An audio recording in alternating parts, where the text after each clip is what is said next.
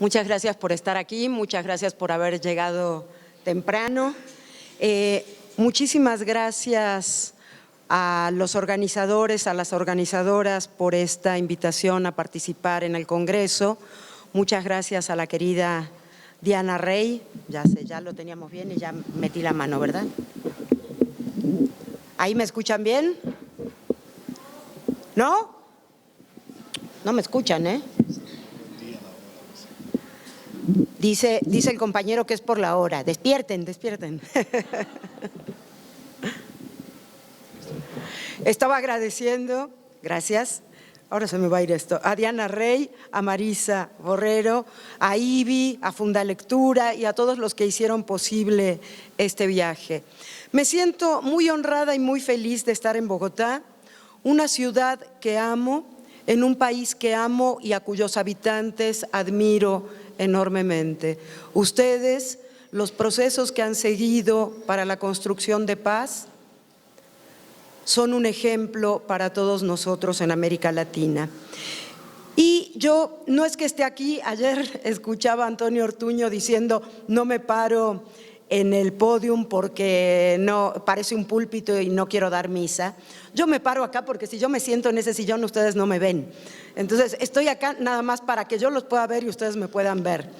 Y decía que no voy a hablar de mí misma, aunque también yo me muevo entre fronteras.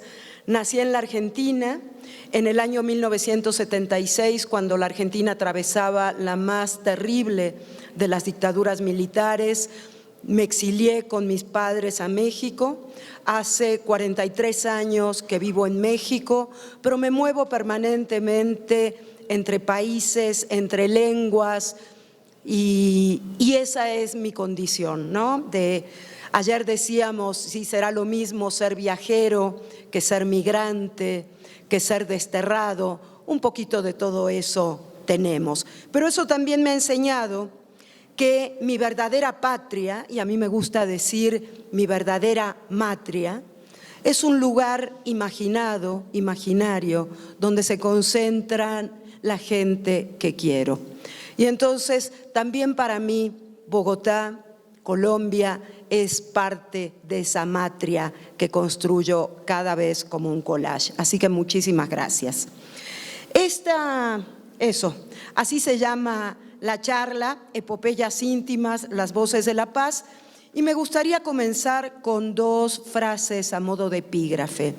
La primera es de Aidan Chambers, de un libro que seguramente ustedes conocen, del ambiente de la lectura, y dice, fíjense, tiene mucho que ver con lo que platicábamos ayer. Hay personas a las que no les gusta leer, pero no he encontrado a nadie a quien no le guste que le cuenten historias. Y la segunda frase es de una especialista mexicana en cultura juvenil, una de las más importantes de América Latina, que se llama Rosana Reguillo, y dice así: los y las jóvenes no son ni héroes alternativos, ni soldados, ni víctimas propiciatorias. Los y las jóvenes hoy constituyen un enorme desafío. Narran a través de sus prácticas el declive de una sociedad que no escucha, no ve, no dialoga. Y ahora sí empiezo. 1. Un anciano, como no traje imágenes, ustedes imaginen junto conmigo, estas son historias. Un anciano cierra los ojos y piensa. De sus pensamientos, solo un ángel puede escucharlos. Quizás se parezca al ángel aquel que cuenta la tradición judía, cuyo beso, recibido en el momento del nacimiento, se lleva todo el conocimiento y toda la sabiduría con que llegamos al mundo. Nacemos entonces solos, inermes, frágiles, ignorantes de nuestra ignorancia, pero imbuidos de profunda curiosidad. O como otro ángel, el ángel de la historia, del que hablaba el filósofo alemán, judeo-alemán Walter Benjamin, que allí donde nosotros vemos como una cadena de acontecimientos, él ve una catástrofe única que arroja a sus pies ruina sobre ruina, amontonándolas sin cesar. El ángel quisiera detenerse, esta es la 9ª tesis de filosofía de la historia de Walter Benjamin. El ángel quisiera detenerse, escuchen qué belleza, despertar a los muertos y recomponer lo destruido. Pero un huracán sopla desde el paraíso y se arremolina en sus alas, y es tan fuerte que el ángel ya no puede plegarlas. Este huracán lo arrastra irresistiblemente hacia el futuro, al cual vuelve las espaldas, mientras el cúmulo de ruinas crece ante él hasta el cielo. Este huracán, dice Benjamin, es lo que nosotros llamamos progreso. Y es desde esas ruinas que vamos a hablar. Un ángel, entonces, al comienzo de la vida, el del beso. Otro, o quizás sea el mismo, al final, en el momento último de la catástrofe. Es el ángel que hoy, en esta escena que he elegido para compartir con ustedes, escucha lo que un anciano piensa. Ese anciano es Homero, perdido en una ciudad herida, y dice lo siguiente: el mundo parece perderse en la penumbra, pero yo narro como al inicio. Mis protagonistas ya no son los guerreros y reyes, sino las cosas de la paz. Pero nadie ha logrado aún entonar una epopeya de la paz. ¿Qué tiene la paz?, continúa este anciano, como para no entusiasmar a la larga y que casi no se pueda narrar sobre ella? Pase usted, señora directora. ¿Debo rendirme ahora? Si me doy por vencido, la humanidad perderá a quien cuenta las historias. Y una vez que la humanidad lo haya perdido, también habrá perdido su infancia. Por supuesto, la escena pertenece, y a lo mejor algunos de ustedes la reconocieron, a la maravillosa película de Wim Wenders, Las alas del deseo. También se tradujo como El cielo sobre Berlín, y esta escena sucede en la biblioteca de Berlín, el lugar donde los ángeles se reúnen, su espacio de concentración, su espacio de recogimiento, su espacio de comunidad, es justamente la biblioteca. Esa es una de las películas que me han acompañado a lo largo de la vida y a la que vuelvo siempre como a un sitio amado. Narrar, contar, cantar, entonces, para que podamos construir entre todos una epopeya de paz. El cineasta alemán hace uno de los films más bellos e inteligentes sobre el amor y la memoria. Si no lo han visto, por favor vean esa película, que es excepcional. El poeta, como el niño, se hará las preguntas por el sentido, por el universo, por su propio ser. La película empieza con estos versos que dicen: ¿por qué soy yo y no tú? Con voz infantil. ¿Por qué estoy aquí y no allá? ¿Cuándo comenzó el tiempo y dónde termina el espacio? En las historias que guardan los libros, en la infancia, es allí donde quizás estén las salidas del laberinto del dolor, del desamparo y la desmemoria. Sigo pensando hoy, en pleno siglo XXI, como ustedes, que la palabra literaria nos transforma, la que está en los libros, pero también en la oralidad, la de los arrullos, la de los cuentos que pasan de boca en boca y de generación en generación. En ella se entretejen lo individual y lo colectivo, la ética y la estética, la memoria y el futuro, nuestras miradas y nuestros deseos. 2. ¿Para qué poetas en tiempos de penurias?, se preguntaba el poeta también alemán Hölderlin. ¿Para qué poetas?, me pregunto yo, cuando el mapa de América Latina, que es el lugar desde el que siempre hablo, esté donde esté, pareciera ser ese fulgor de sangre, ese aire desgarrado, esos huesos sembrados en tierra de nadie, arrebatados a su nombre y a su historia, como escribe el poeta mexicano David Huerta en su poema sobre Ciudad Juárez.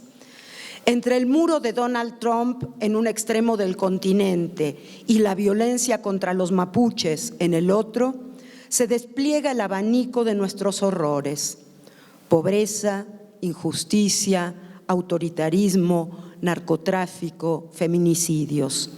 La terrible desigualdad que caracteriza nuestra realidad es el caldo de cultivo de las infinitas violencias que enfrentamos. No busquemos muchas más causas. Norte y sur. Pero ¿cuál es el norte en el marasmo de cuerpos arrancados a la vida? ¿Dónde está el sur? Sabemos que no hablamos de geografía. Yo prefiero hablar de versos y de dolores. Vicente Huidobro, el poeta chileno, escribió: los 4 puntos cardinales son 3, el norte y el sur. Y yo digo, todos somos sur. Los migrantes, los desplazados, los mutilados, los secuestrados, los que perdieron su tierra, los que perdieron hermanos, los que viven en chabolas, en ciudades perdidas, en villas miseria. El margen es aquí nuestro centro. El margen, para mí, es nuestro sur.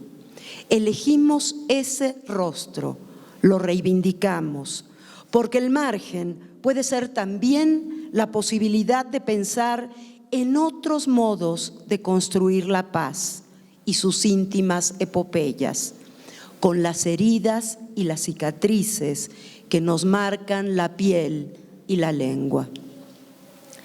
¿Para qué poetas en tiempos de penurias entonces? Quizás habría que responder con otra pregunta, la que hace un poeta compatriota de ustedes, Juan Manuel Roca, que dice: ¿para qué poetas en tiempos que no sean de penurias? Y ayer nos preguntábamos, se preguntaban, ¿para qué sirve la poesía? ¿Qué utilidad tiene la poesía? Y a mí me gusta responder con un fragmento de un libro genial que se llama La utilidad de lo inútil. Y el autor es un italiano que se llama Nuccio Ordine. Y dice así, fíjense qué maravilla: si dejamos morir lo gratuito, si renunciamos a la fuerza generadora de lo inútil, si escuchamos únicamente el mortífero canto de sirenas que nos impele a perseguir el beneficio, solo seremos capaces de producir una colectividad enferma y sin memoria que, extraviada, acabará por perder el sentido de sí misma y de la vida. Hasta ahí Nuccio Ordine. Y ahí, me pregunto yo si todavía tenemos que decirlo, es obvio, está la poesía, en esa utilidad de lo inútil. No nos interesa el beneficio en el sentido que el mercado le da al beneficio. Es algo totalmente diferente lo que busco yo y lo que buscan ustedes cotidianamente en su trabajo. ¿Cómo podemos llamar a eso? Podemos llamarlo el puro desperdicio, el exceso, lo que no puede ser domesticado, ni catalogado, ni clasificado. Lo podemos llamar deseo, pulsión. A mí me gusta llamarlo con una canción que canta Chico Buarque, que dice: ¿o qué será que anda entre las calles? ¿Será que me da? ¿Se acuerdan de esa canción? Bueno, eso. ¿O qué será? Pues eso, lo que a nosotros nos gusta llamar poesía o deseo o amor. Aquello que desestabiliza centros y periferias, lo que se dice incansablemente a sí mismo para poder nombrar lo que le rodea. Palabra ajena a las leyes del intercambio, palabra nómade, palabra en tránsito, palabra que fluye entre el placer y el dolor. Y ya que hablamos de dolor, yo me preguntaría cómo detenernos y dejar que el dolor de los demás, como lo llama Susan Sontag, deje su huella en nuestra piel. ¿Cómo hacerlo si no es a través de la poesía? 3. Apropiarnos. ¿Van bien? ¿Sí? Si se aburren, levanten la mano y hablo más rápido. Apropiarnos de las palabras nos permite explicarnos el mundo. Apropiarnos también de ese modo de la creatividad, del juego, del desafío que traen consigo, del ritmo y la memoria. Por eso, como a muchos de ustedes, ¿hay muchos funcionarios por aquí cerquita? ¿Todos? Porque yo, como a muchos de ustedes seguramente, a mí no me interesan esas campañas oficiales de lee 10 minutos al día o lee 5 libros durante el año escolar. Campañas que suelen plantearse, por lo menos en mi país, que es México, y sospecho que en varios otros. Me interesa no el número de libros ni los minutos, sino que la literatura les muestre a los chicos, a los adolescentes, a los jóvenes, pero también a las mujeres, a los hombres, a los ancianos, que les muestre que la capacidad disruptora de la palabra literaria, la capacidad de transgresión y de rebelión. Si logramos transmitir eso, se acercarán por sí mismos a los libros. Para que ello suceda, claro, hay que dejarlos a su alcance. Así, el azar y la curiosidad harán lo demás. El encuentro sucederá como sucede en momentos mágicos, como sucedía para los surrealistas ese encuentro fortuito de una máquina de coser y un paraguas sobre una mesa de disección. Eso, ¿se acuerdan que lo decía André Breton y lo tomaba de Lautréamont? Pero permítanme volver a la oralidad y al origen de nuestra relación con la poesía. Permítanme volver a los arrullos, a ese ritmo que sigue el ritmo del corazón, único y cuyo único y verdadero sentido es tranquilizar al bebé. Ese es el sentido y el objetivo de los arrullos. No te preocupes, parece querer decir quien arrulla, todo va a estar bien. Y se escucha al ritmo del corazón, pupum, pupum, pupum, sístole, diástole, y vamos tranquilizando a ese bebé, también muchas veces al niño interior. ¿Qué no daría una, pienso yo, a esta altura de la vida, porque llegara nuestra madre a decirnos, no te preocupes, todo va a estar bien? No sé cómo sean aquí los arrullos, pero a mí me cantaban, arrorro mi niña, arrorro mi sol, arrorro pedazo de mi corazón. ¿Eso cantan aquí también? Bueno, pues eso, ¿verdad que nos tranquiliza? Es así como otra vez uno siente calentito el corazón. La poesía, entonces, no es lo ajeno, lo lejano, lo difícil. Perdónenme, pero para mí no hay torre de marfil ni castillo inexpugnable. La poesía son esos arrullos, las plegarias, las rimas infantiles. A la víbora, víbora de la mar, por aquí pueden pasar. Después vienen los juegos, las canciones, el descubrimiento de uno mismo y de los otros, de los cuerpos, del deseo, a veces, claro, también de la tristeza, de la incertidumbre, del dolor. Pero la poesía está ahí, está siempre. Palabra que llega por lo que dice, pero también por lo que no dice, por lo que nos dice y por lo que dice de nosotros. Esto lo escribe la escritora cordobesa María Teresa Andrueto, que acaba de cerrar con un discurso maravilloso el Congreso de la Lengua que se acaba de hacer en Córdoba, Argentina. Está en YouTube. Si pueden, escuchen el discurso de María Teresa Andrueto, por favor, les va a servir muchísimo.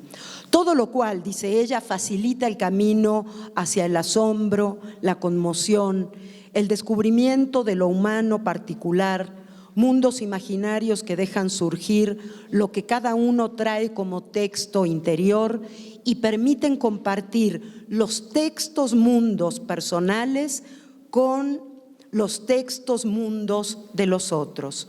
Posibilidad de hacer un impas, un corte, de sortear por un momento la pesada flecha de lo real que indefectiblemente nos atraviesa para imaginar otros derroteros humanos.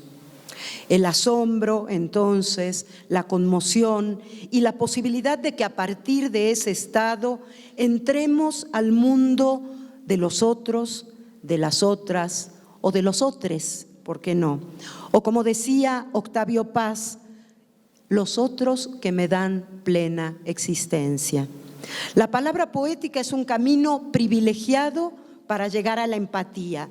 Y cuando hablo de poesía, que conste que no estoy hablando solamente de aquello que está escrito en verso, ¿no? Estamos con una idea mucho más profunda que trasciende el formato en que está escrito. Y si no es para eso, me pregunto yo, y ustedes a lo mejor me lo pueden contestar, si no es para sentirnos y sentir a los demás, para ser capaces de ponernos en su piel, si no es para eso, ¿para qué serviría todo esto de lo que estamos hablando? ¿Para qué serviría nuestro trabajo, el mío y el de ustedes? La poesía nos regresa a los pocos elementos esenciales que nos permiten tener los pies en la tierra, el cuerpo abierto hacia los demás y la mirada hacia lo que está más allá de nosotros. Y llámenlo como quieran, cada uno lo llamará a su manera: trascendencia, infinito, inconsciente, diosas, lo que ustedes quieran. Y en esa línea de la poesía verdadera, porque hay que aclarar que también aquí hay mercaderes de la palabra que nada tienen que ver con lo que yo estoy diciendo, en esta poesía verdadera el eje es siempre la ética. Ese es el eje que no debemos perder de vista. Ética entendida como desinterés, como la necesidad impostergable de ponernos en el lugar del otro, de ser responsables, como decía el filósofo francés Emmanuel Levinas, de ser responsables del rostro del otro. Subrayo entonces la palabra ética. La subrayo y la pongo con luces de neón, ¿no? Así. Porque es el primer concepto que fundamenta nuestra preocupación por la lectura. En este sentido es que entiendo la relación entre poesía y política, lo político de lo poético.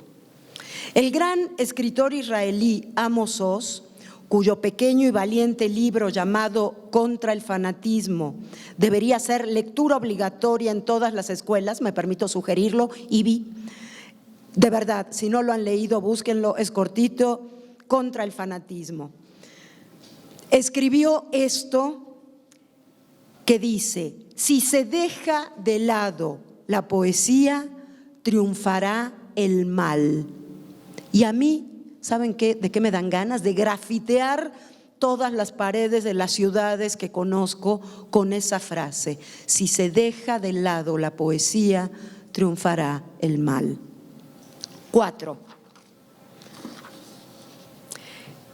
¿Quién piensa que el que está leyendo, repatingado en su sillón favorito, como decía Ítalo Calvino, está quieto? El que lee no está quieto, está dialogando no solo con aquellos que viven entre las páginas del libro, o sea, ya sabemos cómo es esto de leer, ¿no? Vamos a la luna y al fondo del mar, vivimos en Macondo, conocemos a personajes prehistóricos o del futuro, eso es leer. El que lee entonces está dialogando no solo con aquellos que viven entre las páginas del libro, sino con la tradición literaria completa, con quienes nos precedieron en el tiempo. La lectura es también en este sentido, y aun cuando no seamos conscientes de ello, un ejercicio de memoria. Leer nos permite el placer de recordar lo que otros han recordado para nosotros, sus inimaginables lectores. La memoria de los libros es la nuestra. Seamos quienes seamos y estemos donde estemos. En este sentido, no conozco mayor ejemplo de la generosidad humana que una biblioteca. Pero a veces las bibliotecas desaparecen. Por ejemplo, en África, cuando un anciano muere, es como si toda una biblioteca ardiera. Toda una biblioteca desaparece con él sin necesidad de que las llamas acaben con el papel. La destrucción de una biblioteca, como las quemas de libros, como esas muertes que no solo en África, también en nuestros pueblos tradicionales latinoamericanos, que se llevan consigo la tradición oral de toda una cultura, son un atentado en contra de la memoria de la humanidad. En los libros está gran parte de lo que somos, de lo que hemos sido, de lo que hemos soñado ser. Puedo imaginar el horror del desollamiento de Hipatia en la biblioteca de Alejandría, considerado por supuesto un lugar sagrado. De alguna manera la biblioteca de Alejandría representó el sueño de la biblioteca de Borges, ¿no? Una que contuviera todos los libros del mundo. Si así fuera, pensaba el argentino, quizás todo podría reducirse a un único libro o a una única frase de 14 palabras y 40 sílabas. No estamos hablando de tweets acá, aunque Borges se sorprendería lo que se puede hacer con Twitter, ¿no? Tal como lo plantea en el Aleph. ¿Se acuerdan esa frase? Yo, porque es la más repetida para todos los que trabajamos con y en bibliotecas, yo que me figuraba el paraíso bajo la especie de una biblioteca. Tengo que reconocer, y aquí sí meto algo muy personal, aunque todo lo que les estoy contando es personal, claro. Tengo que reconocer que las escenas que tienen que ver con libros y bibliotecas me conmueven especialmente. ¿Será que vengo de una historia de autoritarismos enemigos de la lectura? ¿Será que vengo de un país donde las prohibiciones se sucedieron a lo largo de los años? Que vi cómo mis padres y muchos de sus amigos, para salvar la vida de sus familias, debían enterrar libros o quemarlos o tirarlos al río. ¿Será que los vi llorar por eso? ¿Será que siempre hubo libros escondidos en mi casa porque eran un peligro para todos nosotros? ¿O será simplemente porque en y con los libros he pasado algunos de los mejores momentos de mi vida? 5. Me pidieron que me centrara en el tema de jóvenes, no se crean que me he olvidado, ¿eh? Todo esto también tiene que ver con los jóvenes. Denme un segundito. ¿Me ayudas? Ya, estoy hecha una zurda total. Y tal vez, pienso, habría que empezar por problematizar el concepto de juventud. ¿Quiénes son los jóvenes? ¿De qué hablamos cuando hablamos de jóvenes? Parece que diéramos por sentado que todos hablamos de lo mismo cuando hablamos de jóvenes. Pero yo me pregunto, ¿qué tienen en común un chico de 13 o 14 años que viaja solo hacia la frontera norte de México, arriesgando la vida a bordo de ese tren de la muerte llamado La Bestia? Por cierto, vale la pena recordarlo, hablando de fronteras, que una de las fronteras más peligrosas del mundo es la frontera sur de México. Los mexicanos hablamos mucho de la frontera norte y nos quejamos mucho, pero miramos poco lo que hacemos en la frontera sur, donde somos verdaderamente asesinos. Pero bueno, dicho esto, ¿qué tiene que ver este niño con un treintañero, un tanto yupi, que se divierte en los bares de moda de Buenos Aires, pero aún vive en la casa de sus padres? ¿O con una adolescente embarazada de la Sierra Tarahumara? ¿O con un estudiante de magisterio de Ayotzinapa en el estado de Guerrero? Todos esos son jóvenes, los ponemos bajo la misma etiqueta. Sin duda nos puede ayudar a hacer un corte etario, un corte por edad, pero ni siquiera ahí hay acuerdo, fíjense. La Organización de las Naciones Unidas considera jóvenes a quienes tienen entre 15 y 24 años. Y esto dejaría en la categoría de niños a los menores de 15 años. Cualquiera de nuestros adolescentes nos puede asesinar si lo consideramos un niño, ¿no? Por su parte, la Organización Mundial de la Salud define la adolescencia, que es el concepto que ellos prefieren, no hablan nunca de juventud, como el periodo de crecimiento y desarrollo humano que se produce después de la niñez y antes de la edad adulta. Y ellos ponen como marcas entre los 10 y los 19 años. Para el Sistema Nacional de Protección Integral de Niñas, Niños y Adolescentes de México, los adolescentes serían aquellos que tienen entre 12 y 17 años. Bueno, yo lo que digo es que sea cual sea el límite de edad, sin duda, la pregunta por las y los jóvenes hoy adquiere un carácter de urgencia por diversas razones. Los datos y los indicadores a mano dan cuenta de un complejo, doloroso y difícil horizonte para millones de jóvenes que deben lidiar con un sistema que los excluye, los criminaliza y se muestra torpe, autoritario, pero fundamentalmente ciego, sordo y mudo ante lo que significa ser joven en esta sociedad sacudida por recurrentes crisis. En nuestros países, no sé si se dice en Colombia, se habla incluso de juvenicidio. Tendríamos que volver a preguntarnos entonces, ¿qué significa ser joven hoy? ¿Cuáles son los territorios, los deseos, los miedos, las apuestas, las alianzas, las prácticas en las que se despliegan sus anhelos?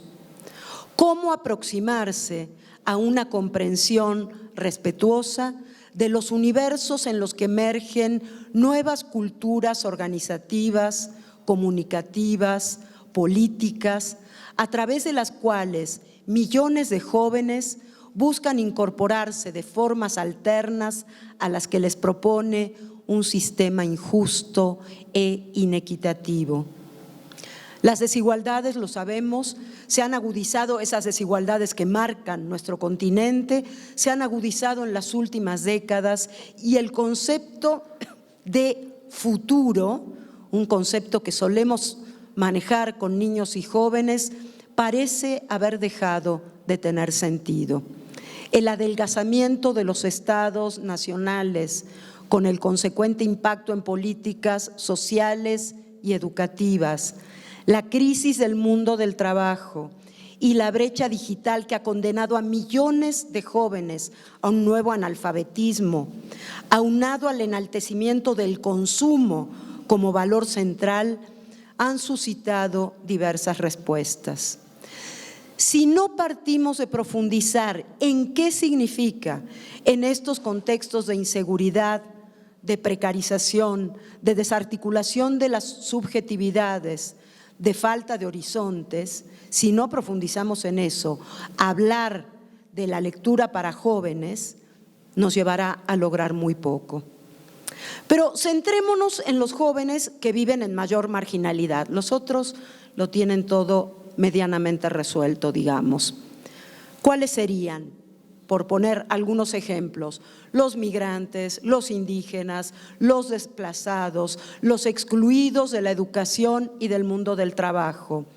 Esos que nombran con un neologismo, ninis, ni estudian ni trabajan, aunque sé que Naciones Unidas en Colombia está haciendo una nueva propuesta, ya lo saben ustedes, que son los sin, ¿no? Sin oportunidades y sin ¿qué más, Marisa?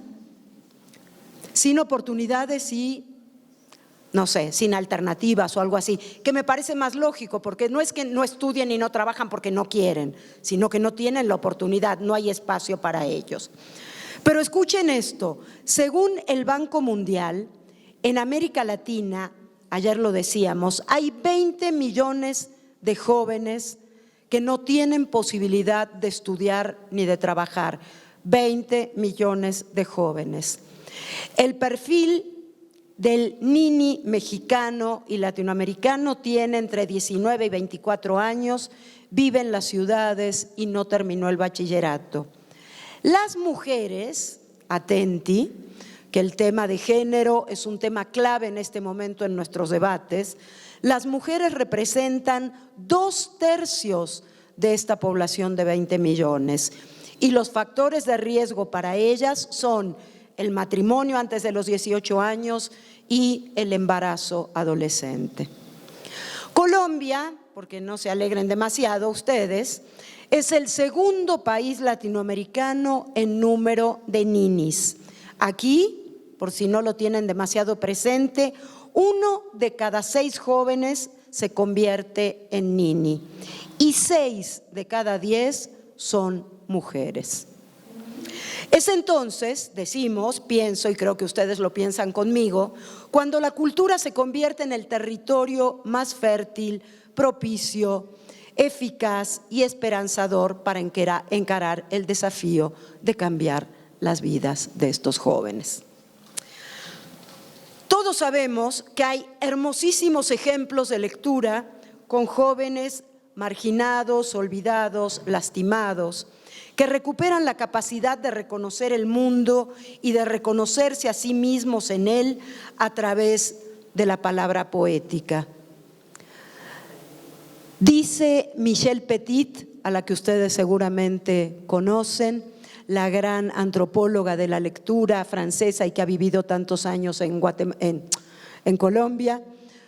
Fíjense esta frase, dice: todos los vivíparos tienen su guarida y todos los seres humanos necesitan el refugio de una cultura, aún más cuando su guarida está dañada.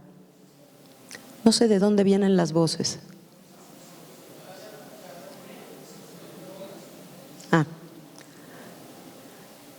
Un libro es una oportunidad para construir su choza en la jungla, para sustituir un poco el caos por el orden, una oportunidad para construir casas de lenguaje, para interponer entre lo real y el ser toda una red de palabras, conocimientos, historias, imágenes, fantasías, sin las cuales el mundo sería hostil, sería inhabitable. Hasta aquí Michel Petit. Pienso, por ejemplo, contéstenle por favor. ¿Aló? ¿Aló?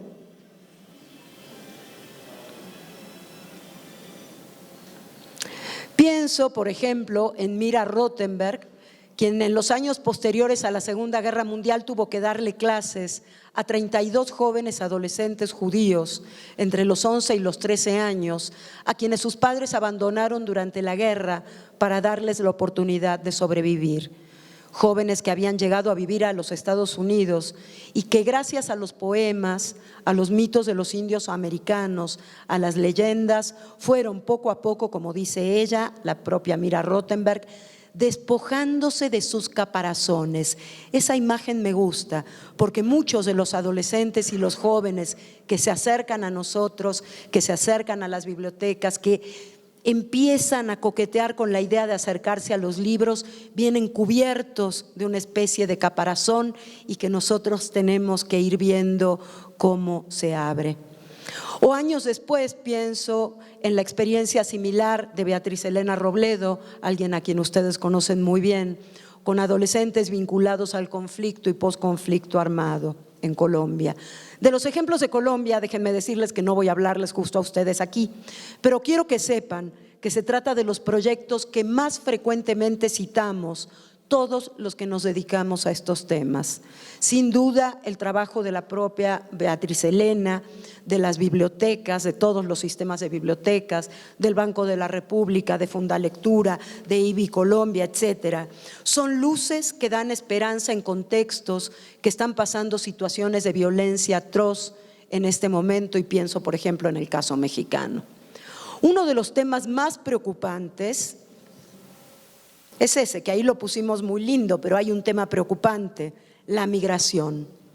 Por eso recupero ese impresionante trabajo que IBI hace con los niños y jóvenes en Lampedusa, esa isla del Mediterráneo que es puerta de entrada para migrantes que llegan de África y frente a cuyas costas han muerto miles de personas.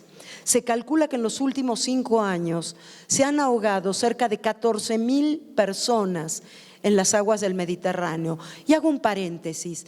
¿Saben por qué se han ahogado esas 14,000 personas en el Mediterráneo? Porque no hay país europeo que abra sus puertos para que esos barcos atraquen, para que la gente pueda llegar a la costa y rehacer su vida. Quizás valga la pena recordarles a esos señores jefes de Estado primeros ministros, que la gente se va de su casa y arriesga la vida porque tiene necesidad de hacerlo. Nadie abandona a sus seres queridos, nadie abandona a sus vivos ni a sus muertos y pone en peligro su propia vida y la de sus hijos por el puro gusto de ir a conocer Europa, ¿no? O Estados Unidos. Entonces, esto es una cosa muy importante.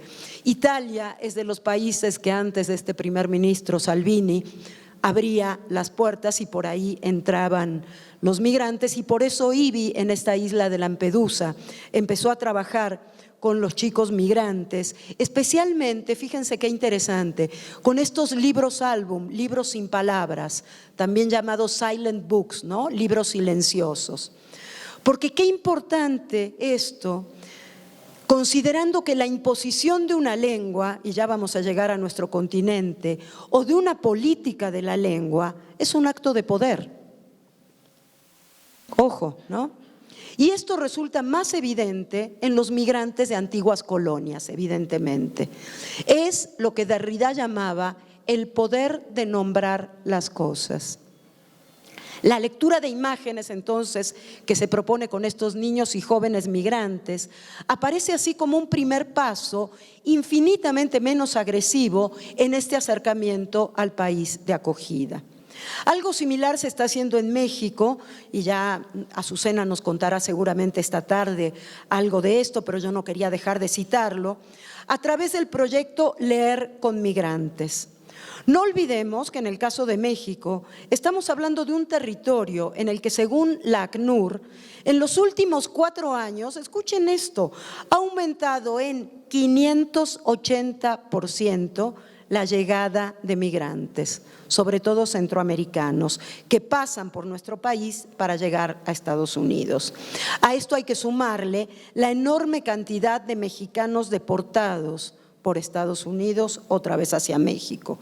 En ambos espacios, tanto la Secretaría de Cultura como IBI México están haciendo un trabajo fundamental, pero también proyectos como salas de lectura, Leer Lees, Abuelos Cuentacuentos y demás, hay muchísimos, ¿no? Y entonces recupero esta frase de Aidan Chambers que leíamos como epígrafe, que dice: hay personas a las que no les gusta leer, pero no he encontrado nunca a quien no le guste que le cuenten historias. Con estos niños migrantes, con estos niños deportados, lo que se hace, y me gustó mucho lo que decía ayer Nuno, nosotros hacemos como que contamos historias, pero en realidad vamos a recibir sus historias, a recoger esas historias, porque es el escuchar una historia, es el detonador perfecto para que alguien quiera contar su propia historia. Esa fascinación por escuchar historias que viene de aquellos primeros círculos que se hacían en torno al más anciano, aquel que guardaba la memoria de la tribu y que hacía un relato en que lo histórico y lo mítico se sumaban y confundían, dando cálida pertenencia a quienes escuchaban, dibujando los caminos de la identidad individual y colectiva. Este es el primer modelo de narrador, ese anciano que en el círculo de la tribu cuenta la historia de la tribu. O aquel otro que llegaba de lejos, que había viajado y contaba lo que había visto en otras latitudes. Esos otros mundos seducían y seducen al auditorio. Marco Polo es el ejemplo prototípico, lo sabe y cuenta. Son 2 tipos de narrador: el narrador que está en su lugar siempre y que se mueve por el eje del tiempo, cuenta el pasado, y el narrador viajero que sale de su espacio y se mueve entonces en el eje espacial. Siempre los cuentos tienen una combinación de estos 2 tipos de narradores. En prosa o en verso, como los juglares y rapsodas, las historias entretejen los lazos de la comunidad, permiten ordenar el mundo cercano y el lejano, los recuerdos y los afectos, así desde el principio de los tiempos. Como decía el viejo Homero en la película de Wim Wenders que dijimos, ¿qué tiene la paz como para no entusiasmar a la larga y que casi no se pueda narrar sobre ella? ¿debo rendirme ahora? Si me doy por vencido, recuerdo esta frase, la humanidad perderá a quien cuenta las historias. Y aquí pondría otra palabra subrayada y con luces de neón, y ayer se habló, la palabra escucha. Para mí el verbo escuchar es uno de los verbos clave, quizá el más importante si hablamos de construcción de paz.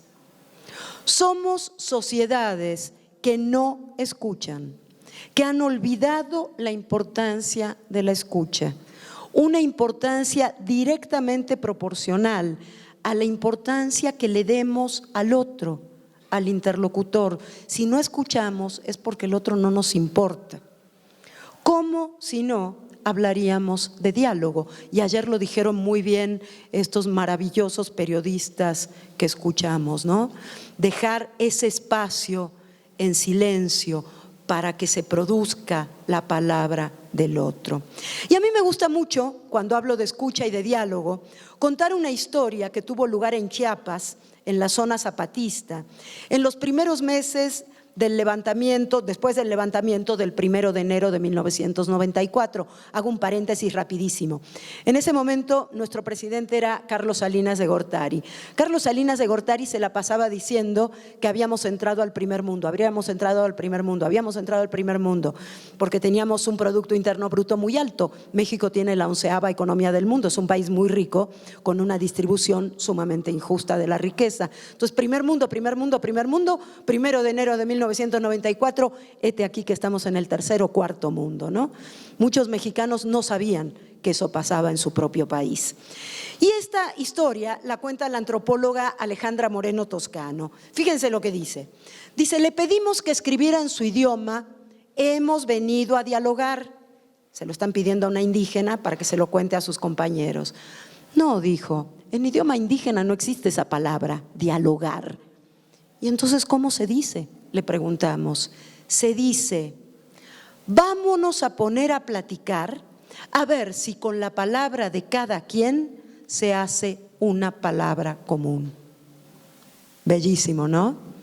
Vámonos a poner a platicar, a ver si con la palabra de cada quien se hace una palabra común.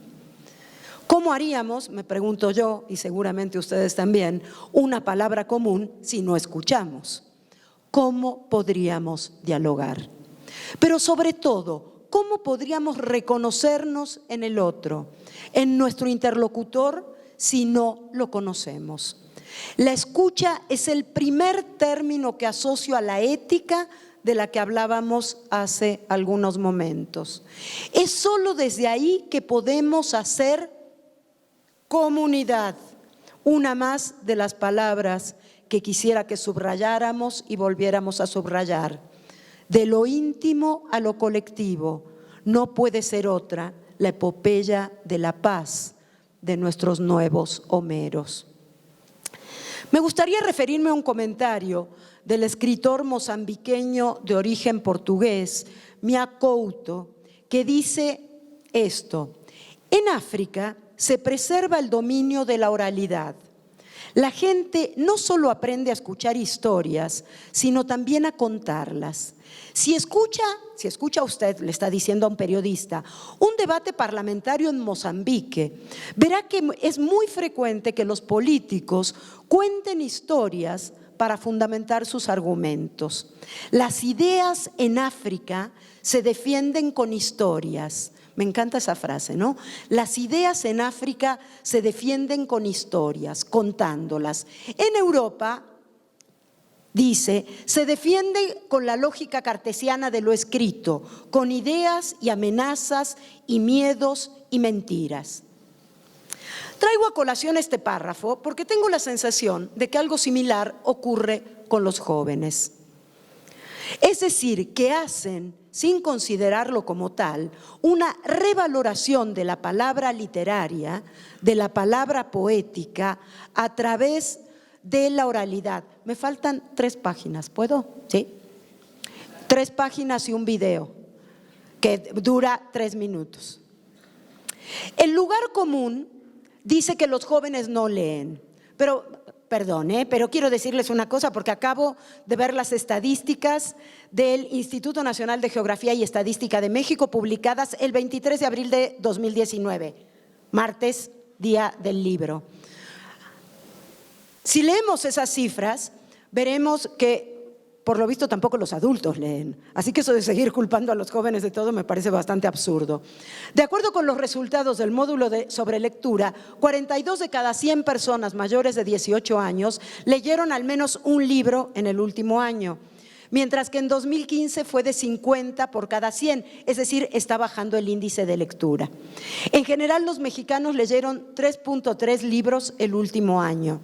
Es decir, no leen nada, no leemos nada y tenemos que hacer realmente, pero vuelvo a lo mismo, es como leer los 10 minutos en clase o los 5 libros escolares. No me interesan esos números, me interesan que podamos mostrar el poder subversivo de la palabra poética y entender lo que están haciendo ya los jóvenes con esa palabra.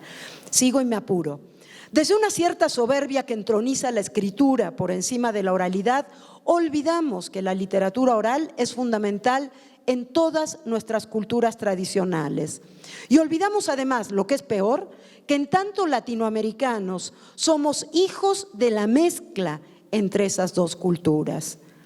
En eso que la crítica llama el grado cero de las literaturas heterogéneas, o más fácilmente el diálogo de Cajamarca, en el que aparece por primera vez en nuestra historia, de manera literaria, este enfrentamiento, representado en el relato por el encuentro entre el Inca Atahualpa y el conquistador Francisco Pizarro. Se los cuento rápidamente, porque si lo leo me tardo más.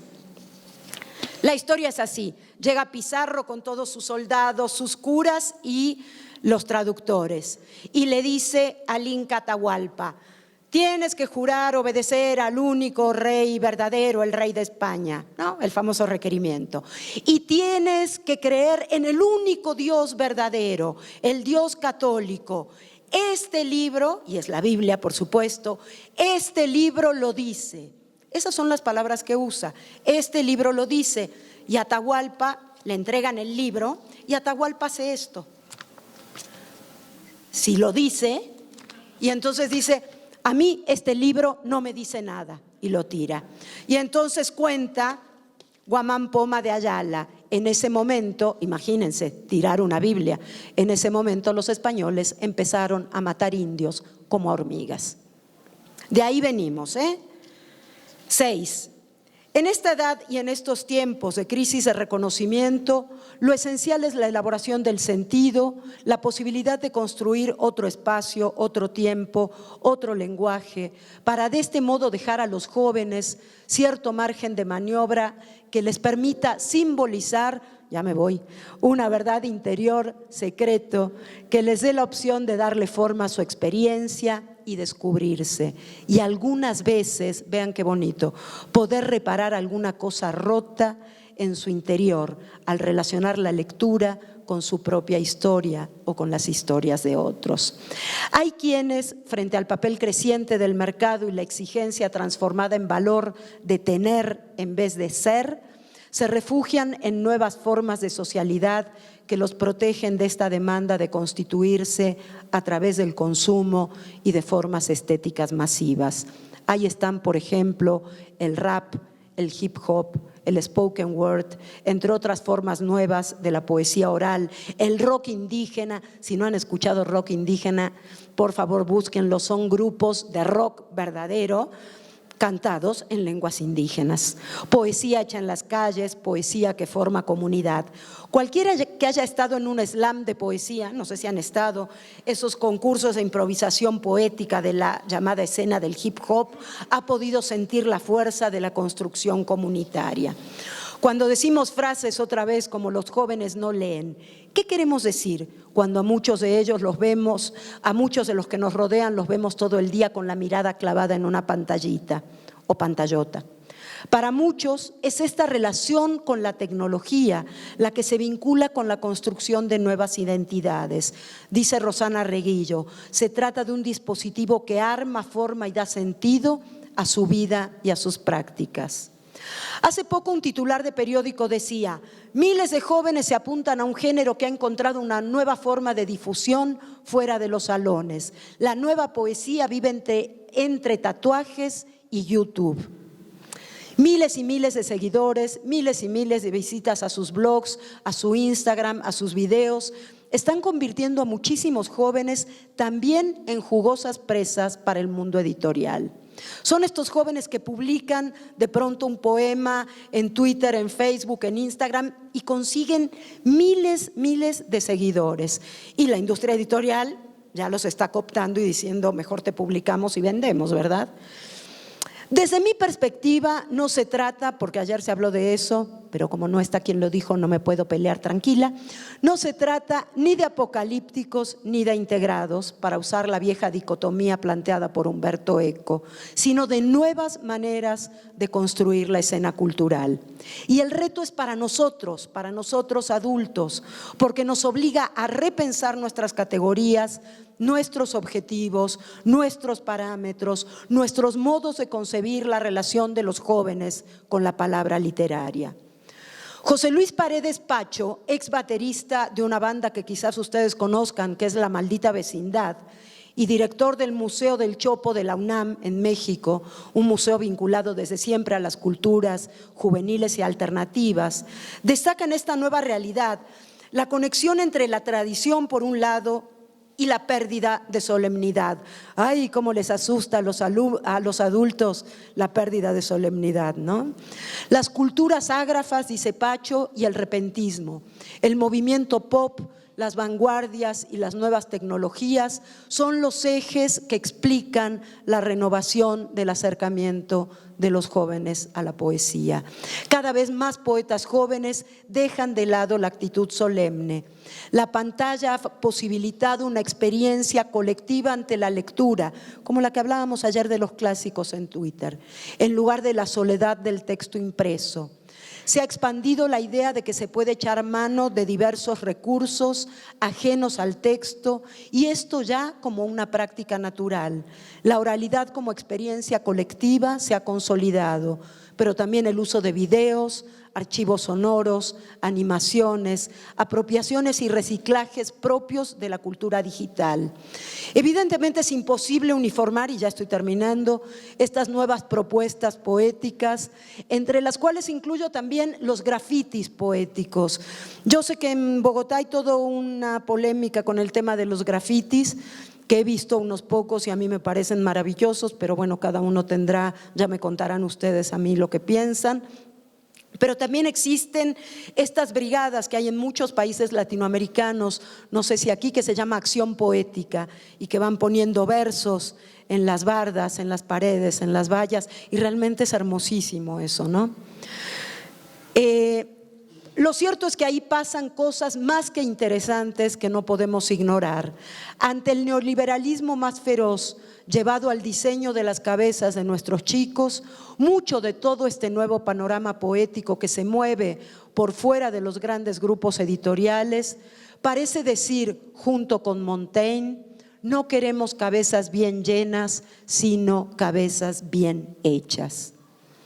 No estoy diciendo, por supuesto, que esto sustituya nuestro modo de considerar y de acercarnos a la literatura, no sustituye nuestras bibliotecas, no sustituye la conmoción de un grupo de chicos desplazados en la zona de Medellín ante la belleza de los versos de César Vallejo en Los Heraldos Negros, que una otra adolescente les lee: hay golpes en la vida tan fuertes, yo no sé, golpes como del odio de Dios. No sustituye la emoción de los niños al escuchar el cuento La peor señora del mundo de Pancho Hinojosa, ni el sacudimiento que provoca Balún Canán de Rosario Castellanos ante un grupo de chicas de la selva lacandona. No sustituye, sino que suma, y esa suma nos desafía. No cánones inamovibles, esto es literatura, esto no, esto es cultura, esto no. Eso le gusta a la Reina de Corazones, ¿no? A la de Alicia en el País de las Maravillas. Sino un campo cada vez más flexible, más incluyente, más respetuoso de las diferencias, de las diversidades de todo tipo, que en última instancia nos enriquecen a todos. Ante un mundo en el cual tenemos que dar prueba de la rentabilidad inmediata, cosa prácticamente imposible en el campo de las humanidades, que es nuestro campo, los jóvenes defienden, como Nuccio Ordine, la utilidad de lo inútil. Proponen el desacomodo, lo menor en tanto desafío a la norma, las fisuras de los discursos hegemónicos, no respuestas, sino preguntas constantes. Escuchémoslos, porque la construcción de esa epopeya de paz que buscamos tiene que ser con ellos, tiene que ser con todos, no restando, sino sumando las voces de todas, de todos, de todes. Y yo les propongo cerrar, dado que el tema de género es un tema candente, especialmente en nuestro continente, con un grupo de Ciudad Juárez, donde sin olvidar, y se los recuerdo a ustedes, que en México asesinan por lo menos a 7 mujeres al día y que hay 26,000 mujeres asesinadas en los últimos 10 años. Ciudad Juárez es el emblema del horror para las mujeres. Los feminicidios han hecho que se hable en la lengua cotidiana de las muertas de Juárez. Estas chicas que han desafiado una escena muy misógina, que es la escena del hip hop, han creado un grupo que se llama Batallones Femeninos y dicen: nosotras no somos las muertas de Juárez, somos las vivas de Juárez y nuestras compañeras viven en nosotras. Entonces quiero cerrar con eso. Espero que se entienda un poco lo que dicen, pero creo que va a quedar más o menos claro. Tenemos el video, ¿verdad? ¿Quién? No puedo levantar la mano, levanto la otra.